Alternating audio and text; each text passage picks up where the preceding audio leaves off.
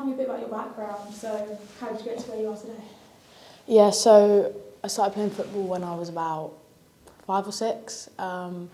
Started just at a local boys team, and then I went on to join Reading Academy because I'm from Reading, so that was like the local one, until I was 13, and then joined Chelsea, and I was there till I was 18, so I signed my first contract there. I was there for a year, and then went to Southampton for 2 years, and then came here.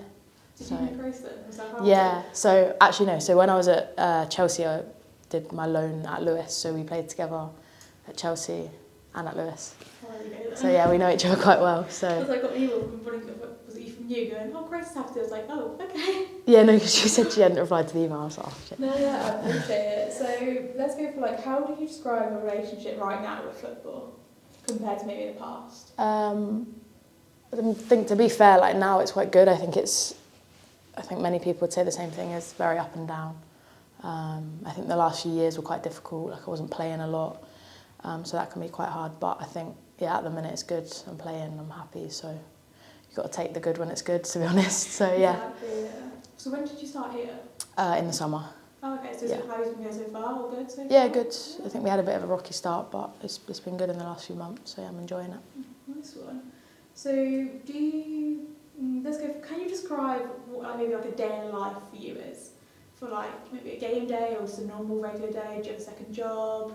Just like a little bit about you and about your day. Yeah, so I'm fortunate that this is my only job, which is obviously nice that I can do it full time and focus on it.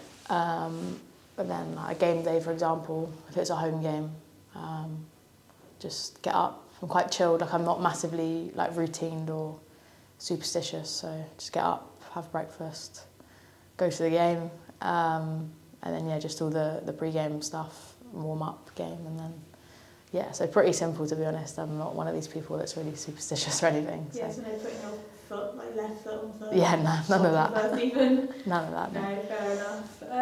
So I assume you might use social media for every day, is that right? Yeah.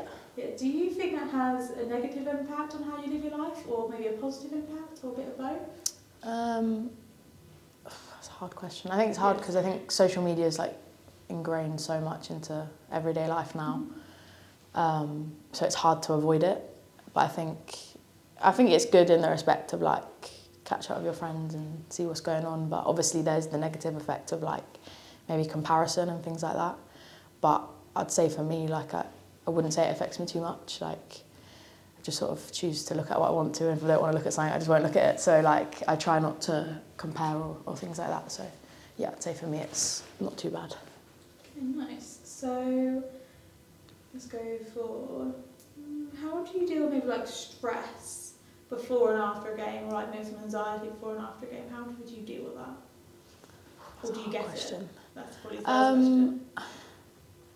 I feel like I'm quite consistent with how I feel. Like, obviously if it's a big game I might get more nervous, but I'd say I'm quite good at just managing that, and I feel quite chilled before a game and after a game. So it's probably not the answer you're looking for, but so yeah, I mean, I'm just going back to like the routine thing. I don't really have a particular routine. I just do what I feel like doing, which I think helps me. Like I don't have to be like stressed about I need to do this, this and this. So I sort of just go with the flow, I think, which helps me stay relaxed, which is maybe why I feel relaxed. I mean, if you did feel any pressure before a game, do you think it would drive you to do better? Or do you reckon it would like, maybe not dim your performance, but, lessen or something? No, I think it helps. I think pressure's good. Yeah. I think it gives you a bit of a buzz, and so I would say I like to think it helps me. Okay, nice. So when I was with Grace, and she's like, you talk a lot as a team about like your stresses maybe, or how a game went.